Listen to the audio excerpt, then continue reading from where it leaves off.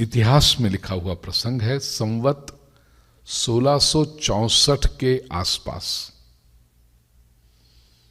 अब मैं थोड़ा उसको आपको पर्सपेक्टिव में रखूं, इस समय संवत 2078 चल रहा है। संवत अपना इंडियन विक्रम संवत कार्तिक मास से जो आरंभ होता है वो अभी चल रहा है 2078, और ये मैं बात कर रहा हूं 1664, 414 वर्ष पहले। करेक्ट कैलकुलेशन, 414 वर्ष पहले। अच्छा, थोड़ा और जिनको फैक्ट्स एंड फिगर्स में, क्योंकि मैंने तो प्रभु की कृपा से सब रिसर्च किया है, तो टाइम फ्रेम के साथ, क्रोनोलॉजिकल के साथ, गोस्वामी तुलसीदास जी ने रामचरितमानस की रचना की है 1631 में। गोस्वामी तुलसीदास जी स्वयं लिखते हैं रामचरितमानस के बालकांड में, संवत 1631। तो रामचरितमानस की रचना हुई उसके बाद, ये 64 में, मतलब 33 साल के बाद, स्वाभाविक है गोस्वामी जी की उम्र भी होने लगी होगी। तब वायु प्रकोप हुआ। आयुर्वेद में कफ, पित्त और वायु तीन होता है, वात और पित्त, वात वायु। और आयुर्वेद कहता है कि any type of pain in the body is because of वायु प्रकोप। थोड़ा सा भी आपको आयुर्वेद पता होगा तो आप ये जानोगे। कहीं भी पेन हो, हेडेक से लेकर के कोई भी प्रकार का पेन, बैक पेन, घुटनों का पेन, किसी भी प्रकार का जो पेन है बॉडी में, इसका अर्थ वायु प्रकोप है, वायु बढ़ गया है।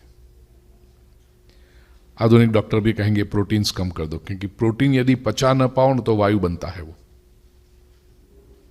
सादी भाषा में कहे गैस, वो फिर वेदना शुरू कर देता है, पेन शुरू करता है। गोस्वामी तुलसीदास जी को वायु प्रकोप हुआ। बहुत दवाइयां की, औषधियां की, उपचार किए, लेकिन पीड़ा कम नहीं हो रही थी, बढ़ती जा रही थी। तो आर्त स्वर से गोस्वामी तुलसीदास जी ने हनुमान बाहुक द्वारा श्री हनुमान जी की स्तुति की कि प्रभु आप वायु पुत्र हैं, और वायु की पीड़ा मुझे इतना दर्द, इतनी वेदना दे रही है, कृपा करें प्रभु।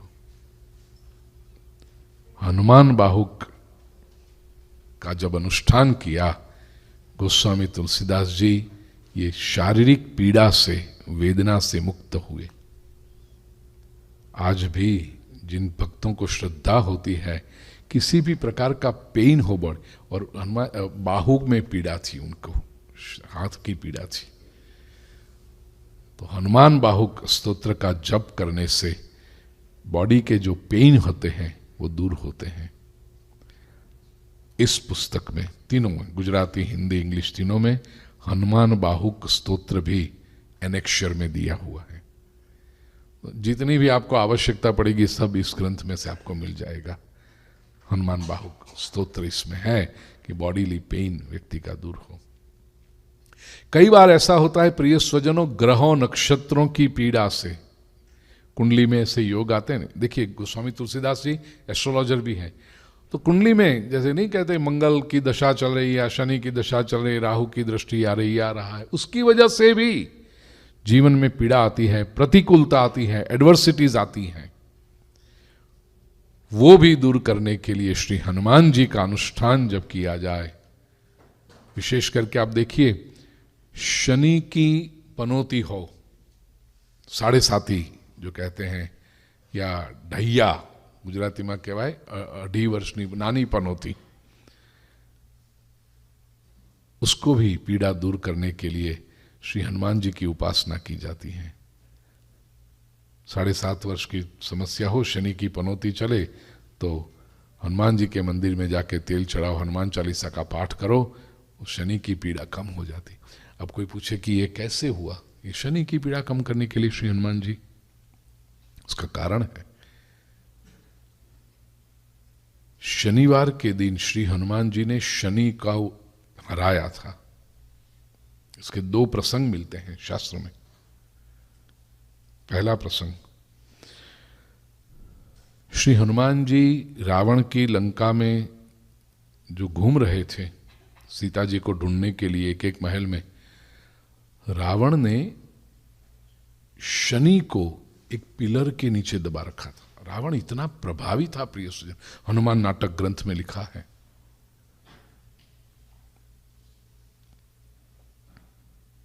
जो ग्रह लोगों को पीड़ा देते हैं वो सारे ग्रह रावण के वहां नौकरी करते थे। उनको बंधक बना के रखा था रावण ने, कैप्टिव बना के रखा था। स्वल्पम जल्प बृहस्पते जड़मते नैषा सभा चक्रेण, हनुमान नाटक। देवों के गुरु बृहस्पति, कितनी इनकी महिमा है पता है। गुरु का ग्रह, पोखराज पहनते हैं लोग, येलो कलर का जो स्टोन आता है ना पोखराज, ये गुरु रावण के वहां बंद। और गुरु जब वेदोच्चार करते, ओम स्वस्ते न इंद्रो वृद्धश्रवाः, ये उच्चार करते, उतने में रावण का कोई संतरी, कोई चौकीदार वहां से गुजरता और कहता है स्वल्पम जल्प, धीरे बोल। बोलो, रावण का चपरासी देवों के गुरु बृहस्पति को कहे धीरे बोल, बृहस्पति बृहस्पति था तो तुकार में तुचकार में बुलाते हैं ना, ऐसे जड़मते, बोलो बृहस्पति को जड़मती, बुद्धो अब धीरे बोल। बृहस्पति कहे मैं तो वेद को घोष कर रहा हूं, वेद का उच्चार स्वास्थ्य ना आई चप नैषा सभा चक्रिणा, ये कोई इंद्र की सभा नहीं है जहां तुम वेद घोष करते थे, ये तो रावण की सभा है, चुप। बोलो, रावण का चपरासी ऐसा कहे तो बृहस्पति जी धीरे से स्वस्ति न इंद्रो वृद्धश्रवा, ऐसे। वायुदेव पवन रावण के वहां क्लीनिंग डिपार्टमेंट में थे। रावण का आदमी म्यूनिसिपल कॉरपोरेशन का, वो सूचना दे कि आज रूट 1 को क्लीन करना है। रूट 1 कैसे जाता है, north to south, north south ना, हाँ। तो वायुदेव कहेंगे मैं नॉर्थ से साउथ में बहूंगा, ऐसे वायु रूट 1 क्लीन। 95 भी नॉर्थ साउथ है ना, ईस्ट वेस्ट कौन सा है, 18। फिर रावण का वो मिनिस्टर कोई ऑफिसर कहे कि आज रूट 18 को साफ करना है, ठीक, ईस्ट वेस्ट बहूंगा, रूट 18 साफ। बोलो, अग्निदेव रावण के किचन में नौकरी करते थे। रावण का पाक शास्त्री रसोईया अग्निदेव को सूचना देता, चलो जल्दी जल्दी मेहमान आए हैं, 150 कप चाय बनानी है। अच्छा, रावण के मेहमान 2-3 थोड़ी आएंगे, 150 कप चाय बनानी है, एकदम अग्नि फास्ट फ्लेम में। फिर कभी रावण का रसोईया कहे आज रावण ने धीमा तापे बनावेली खीचड़ी खावी छ, तो अग्निनारायण धीमे धीमे। कभी कहे आज रावण ने हांडवो खावो छ, अग्निनारायण कहेंगे दोनों बाजू से आऊंगा मैं। એને क्या ना शू कहवाय बेकिंग, ऊपर नीचे से दोनों से आए वो ओवन, तो अग्निनारायण कहेंगे ऊपर से भी आऊंगा नीचे से भी आऊंगा।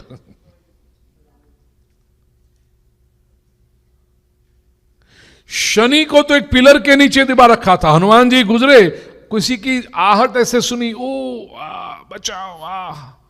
अब हनुमान जी तो करुणा के सागर, दया है उनको, तो कौन बेचारा पीड़ा से, देखा तो किसी खंभे के नीचे शनि को दबा के रखा था रावण ने। शनि ने कहा कि मुझे मुक्त करो, हनुमान जी ने कहा ठीक है कर देते हैं। खंभे के नीचे से शनि को निकाला।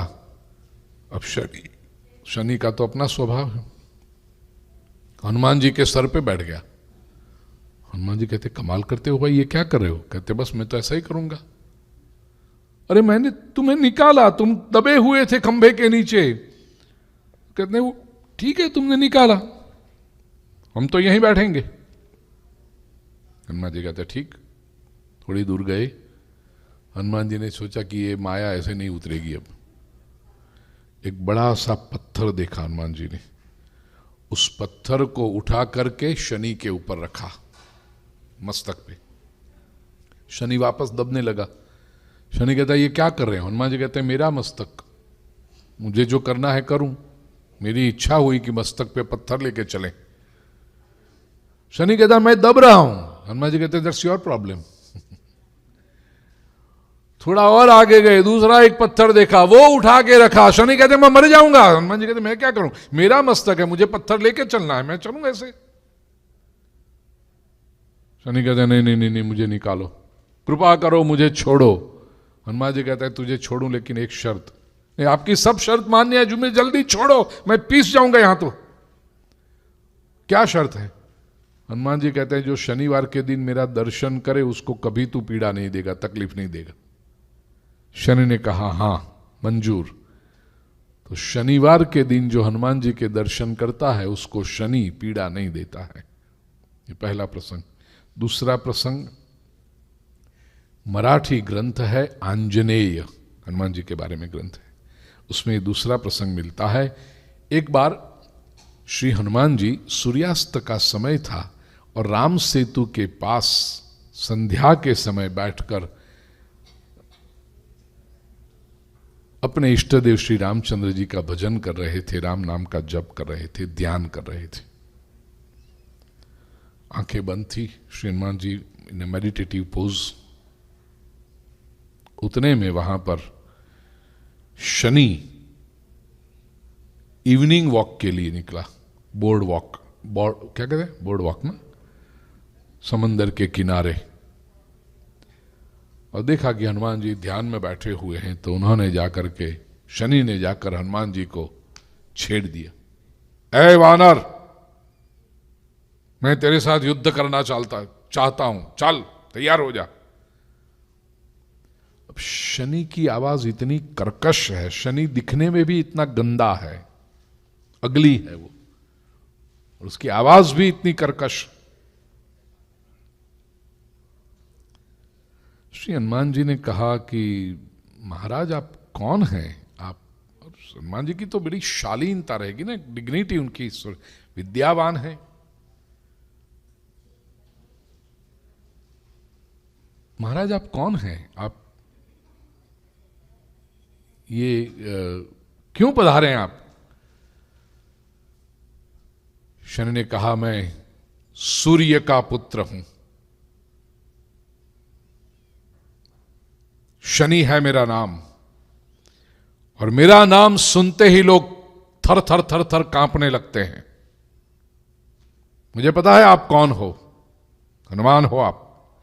आपके पराक्रम की, आपके बल की कथाएं मैंने सुनी हैं, इसलिए मैं तुम्हारी परीक्षा लेना चाहता हूं। चलो मेरे साथ युद्ध के लिए तैयार हो जाओ, मैं अब तुम्हारी राशि पे आ रहा हूं। हनुमान जी ने बहुत विनम्रता से कहा कि देखो शनि महाराज, अब मैं वृद्ध हुआ हूं और यहां पर मैं अपने इष्टदेव श्री रामचंद्र जी के नाम का जप करता हूं, मुझे आप विक्षेप न करें। आप, इतना बड़ा समंदर का तट है, कहीं और चले जाएं, अच्छा होगा। नहीं, मुझे तुम्हारे साथ युद्ध करना है। बहुत समझाया हनुमान जी ने, लेकिन शनि माना नहीं। हाथ खींचकर, पैर खींचकर, पूंछ खींचकर उनको इंस्टिगेट करने का प्रयास कर रहा है। बहुत जब हो गया ना, अति हो गई, जब बिहारी में कहते हैं ना अति हो गए, जब अति हो गई, श्री हनुमान जी कहते हैं ठीक है महाराज, जैसी आपकी मर्जी। हनुमान जी ने अपनी पूंछ को लंबा किया है और उस पूंछ में शनि को लपेटने की शुरुआत की। पूंछ के अंदर शनि को लपेट लिया, पूरा शनि पूंछ के बंधन में, चारों तरफ पूंछ आ गई।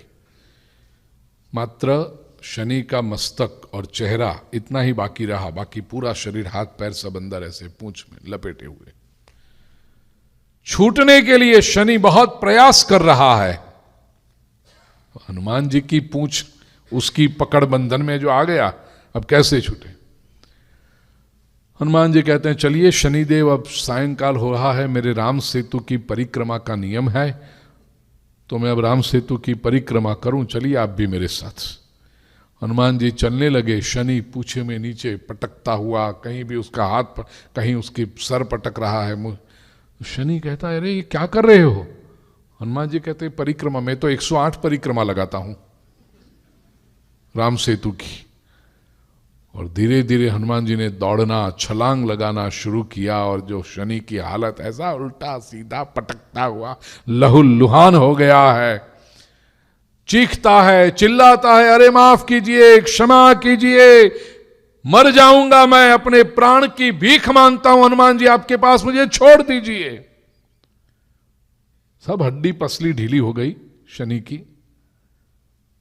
हनुमान जी कहते हैं नक्की क्षमा मांगते हो? हां, एक शर्त है मेरी, तो छोड़ूं? एक नहीं, आपकी 100 शर्त मान्य है, छोड़िए मुझे। हनुमान जी कहते हैं तेरा भ्रमण जब आए किसी भी राशि पर, लेकिन वो राशि का भक्त यदि मेरी भक्ति करता हो तो उसको तू कभी भी पीड़ा नहीं देगा।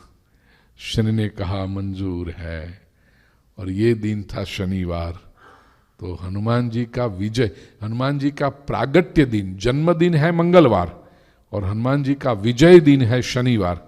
इसलिए हनुमान जी की पूजा महिमा ऐसे तो रोज होनी चाहिए, लेकिन ये 2 दिन की महिमा है, मंगलवार और शनिवार। मंगलवार श्री हनुमान जी का जन्मदिन है और शनिवार श्री हनुमान जी का विजय दिवस है। प्रभु की ऐसी कृपा देखो, हमारी कथा में मंगलवार को ही श्री हनुमान जी के प्रागट्य की कथा आई, और आज शनिवार श्री हनुमान जी का विजय दिन है। उस दिन हम भी विजय कर रहे हैं, उत्सव मना रहे हैं।